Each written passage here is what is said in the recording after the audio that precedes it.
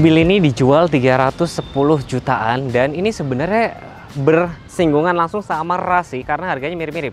310 juta mirip banget sama Rush GR Sport. Tapi secara segmen sebenarnya banyak yang nggak terima kalau kita compare sama Rush atau Terios. Mereka tuh lebih seneng ini di compare sama BRV. Padahal juga sama BRV nggak, karena terlalu jauh gitu speknya. Tapi pengen di compare sama BRV, sama Xpander Cross, sama Stargazer X gitu, karena ibaratnya basicnya dari mobil MPV gitu loh. Dan memang looks dari tampak depan mobil ini SUV banget meskipun berbagi platform dengan Suzuki R3 ya. Kira-kira ya kelebihan kekurangan apa nanti gue bakal bahas satu-satu ya, sesuai permintaan dari teman-teman ya. Kemarin ada yang komen ini kelebihannya ini gitu kan. Dan penasaran juga nggak sih promo-promonya tuh apa aja? Halo Bapak Ibu, perkenalkan dengan Lia, sales konsultan dari Suzuki Pusat Pulau Gadung yang beralamat di Jalan Raya Bekasi, kilometer 19 Pulau Gadung, tepatnya di samping Terminal Pulau Gadung. Selain showroom, kami juga di sini menerima servis, spare part, body repair, dan juga asuransi. Bagi Bapak Ibu yang mau melakukan servis, simpan nomor Lia. Lia nanti bookingkan. Atau bagi Bapak Ibu yang mau mencari kendaraan baru, sekarang itu waktunya sangat tepat di bulan ini karena banyak banget promo di bulan ini. Mobil yang kita review ini adalah mobil terlarisnya dari Suzuki. Nah, dengan harga OTR-nya 310 juta, dengan DP 10 jutaan, atau angsuran 3 jutaan.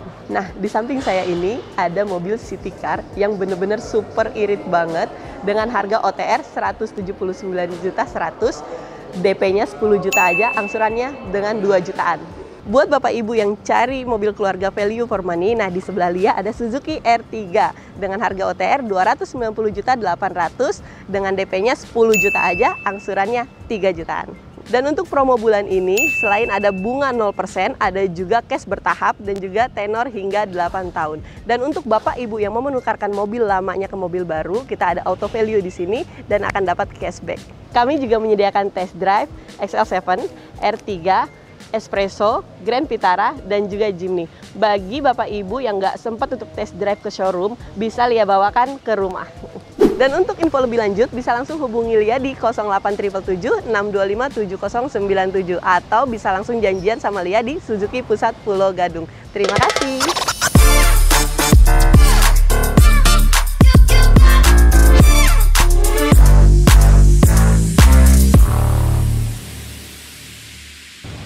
Kunci seperti ini ya, sama juga dengan R3, Baleno, Grand Vitara, akselerasi biru, tombol lock dan unlock ya kan. Dan oh iya, kemarin ada yang mention ya, pajaknya berapa sih? Sekitar 4 jutaan ya teman-teman ya. Pajak SN-nya sekitar 4 jutaan.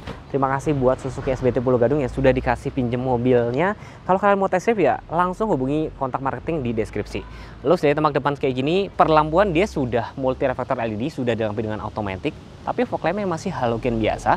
Dan ini membedakan sekaligus dengan si R3. Ini lebih SUV banget ya. Dan looks dari tempat depan kayak gini, kalian bisa lihat ini ada housing-housing juga warna-warna dop kayak gini. Jadi cakep ya, lebih kekinian banget. Dan ini masih selera masyarakat Indonesia, meskipun banyak yang ngatain ini mobilnya perindavan banget. Ya, kalau ngomongin mesin, ya mesin yang dipakai itu sama dengan si R3 sama si Baleno juga gitu ya. Nih kita buka ya. Di sini sudah dapat peredam mesin, ini belum dicat dengan mesin 1500 cc. Tenaganya sekitar 104,7, torsinya sekitar 138 Nm. Memang pengeras roda depan, tapi saya belum menemukan komen-komen di video saya tuh yang katanya XL7 nggak kuat nanjak segala macam. Makanya kalau misalnya kalian merasa nggak kuat nanjak, bolehlah komen atau sharing pengalaman kalian. Bahkan kemarin banyak banget yang komen XL7 tuh adalah salah satu ini ya, SUV 3 baris yang harga terjangkau, ground clearance tinggi dan segala macam. Positif sih. Ini air intake-nya cukup tinggi apa? Cukup setinggi ini nih ya. Tapi tetap saya reminder lagi, kalau ada banjir jangan diterjang. Itu nanti asuransi bisa menggagalkan klaim kalian. Nah, mengukur garasi, panjangnya sekitar 4450, wheelbase-nya sekitar 2740, ya hampir sama-sama Xpander sama Stargazer juga, tapi lebih panjang dibandingin si Honda BR-V. Set cladding bahan dop, terus set skirtnya ada perpaduan warna silver, hitam, tentunya nggak dapat stiker nanti ya. Ini dibikin two-tone nih, two-tone atapnya, two-tone juga. Ini mungkin kalau dibikin two-tone lagi jadi cakep ya. Talangnya juga udah kasih, ada smart entry. Yang menarik nih, ini kan posisi kunci saya pegang nih kalau kita buka. Nah, ini masih kekunci gitu loh. Jadi dia hanya buka pintu yang kita pencet. Jadi ini sebelah sana juga bisa kebuka juga sama bagasi belakang. Nah, yang cakep lagi nih, ya jadi kayak atapnya tuh di sini dilapis kaca, jadi kelihatan kayak floating gitu loh kalau warna Wantonnya. Dan tangki BBM letaknya sebelah kiri, ini tanknya sekitar 45 liter. Konsumsi BBM banyak yang sharing 1:13, 1:15. Tentunya penggerak roda depan lebih irit sih. Dan velgnya cakep ya, jadi itu black glossy tapi warnanya agak kayak grey-grey kayak gini. Profil ban yang dipakai tuh 195, 60, ringnya 16, depan cakram. Belakang masih tromol, remnya ABS, ABD juga sudah ada. Set cladding tentunya sampai belakang dan tuh nyambung sebelah sini ya. Nah, ini lebarnya sekitar 1775. Nah, tingginya sekitar 1710. Jadi kalau ngelewatin tol yang kayak gitu aman lah ya. Spoilernya tuh di sini unik ya. Jadi perpaduan warna silver, hitam, defogger juga sudah ada, wiper ada. Kameranya kalau kalian perhatiin ada dua, karena yang satu kamera dari Smart E-Mirror. Lampunya mirip sama Honda CR-V, tentu kalian banyak gak terima kalau saya bilang kayak gitu. Ada emblem XL7 Alpha, yang kanan hybrid. Ini sudah ada parking sensor dan desain bumper ini lebih lebih kokoh gitu ya. SUV banget lah ya. Dan pada saat kita buka tentunya dia ada fungsi nih Smart Entry tuh, ya kan? Ini salah satu pencetus mobil bisa dilipat rata gitu loh guys, tuh bisa dilipat rata kayak gini. Akhirnya semua mobil pada ikut-ikutan. Dan ini bisa buat nyimpen barang tertutup. Kalau misalkan kalian nyimpen barang yang kotor atau berair, nih bisa dilipat kayak gini nih guys. Di sebelah kanan sini ada dongkrak-dongkrak kayak gitu. Seat belt kanan kiri ada dan cup holder kanan kiri juga ada. Tapi bagus lah ya, kalau semakin banyak brand yang berperang fitur, pada akhirnya adalah konsumen yang diuntungkan. Teman-teman sales Honda, mohon maaf ya, saya bukan kayak jelek-jelekin dan segala macam, enggak. Jadi kayak saya review kayak gini tuh berdasarkan penjualan. Jujur, saya pun juga amazing. Saya juga kaget kenapa kalau saya review XL7 kok selalu rame. Dan di bulan Juni itu penjualannya si XL7 ini juga memang mengalahkan si BRV. Padahal kalau kita jujur ngomong, fiturnya lebih komplit si BRV kan. Tapi memang benar, jadi beberapa konsumen Indonesia tuh kayak, aduh yang penting mobilnya udah ada fitur ini gitu loh. Nah, fitur apa sih yang ada di mobil ini? Seperti kayak misalkan nih lampunya sudah otomatis, ya kan? Terus sudah ada cruise control nih, AC-nya semburannya cukup lengkap. Dan yang tadi buat kalian yang nggak sabaran nih enak nih, putar kayak gini. Ini cepet banget gitu loh ya kan? Terus defogger depan juga ada.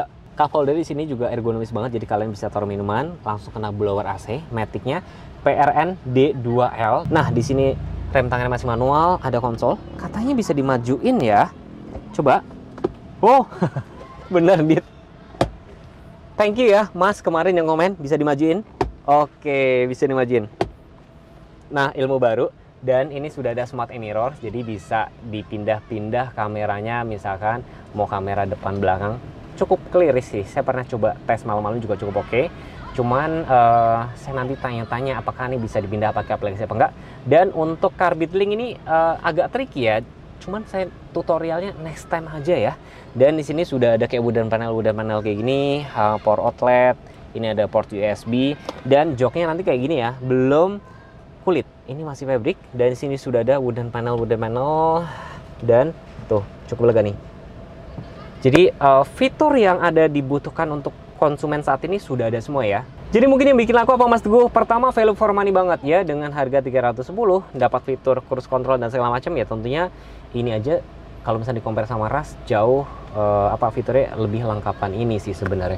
Padahal kalau kayak RAS tuh airbag-nya ada 6, ini airbag cuma ada 2, tapi ini ada cruise control. Menurut saya ini lebih enak kepake pada saat berkendara sehari-hari. Dan nggak usah khawatir dengan fitur idling stop-nya, dibantu dengan baterai 10 ampere. Kalian nggak perlu khawatir, ini cukup menambah akselerasi. Dan kalau kita lihat deh atau banyak yang komen-komen 1:13 itu sudah cukup irit banget. Kalian yang pemakai XL7 boleh dong tambahin kelebihan dan kekurangan atau sharing-sharing pengalaman. Iya, dengan wheelbase 2740 ya cukup. Ini udah posisi duduk saya nih. Ya di sini ada port ya, bukan port USB ya, ternyata car charger aja, power outlet kayak gini. AC-nya tentunya double blower, ada hand grip kiri kanan. Dan di sebelah sini juga belum ada kayak soft touch, ini cuma handle-nya sudah dilapis chrome. Saya reminder sekali lagi ya Bapak Ibu, kalau misalkan buka pintu buat anak-anaknya, adiknya, kakak, ibu semua, kalau pada saat buka pintu kayak gini, suruh lihat belakang, takutnya ketabrak sama orang gitu ya. Tentunya sudah dilengkapi dengan ISOFIX dan ini ada armrest. Cuma nanti nggak dibungkus kayak gini ya. Dibungkus jadi kayak malah kayak kurang oke gitu. Tentunya sudah ada ISOFIX, headrestnya cuma ada 2 ya, tengah tidak ada. Tapi untuk duduk di baris kedua sama ketiga, Bapak Ibu bisa lihat sendiri, bisa simpulin kira-kira lebih luas apa enggak ya, seperti itu. Tapi dengan wheelbase 2740 buat duduk ya cukup nyaman.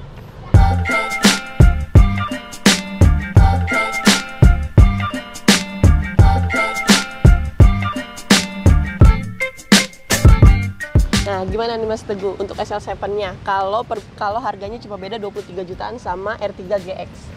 Nah, bedanya 23 jutaan, kira-kira pilih yang mana gitu ya? Betul.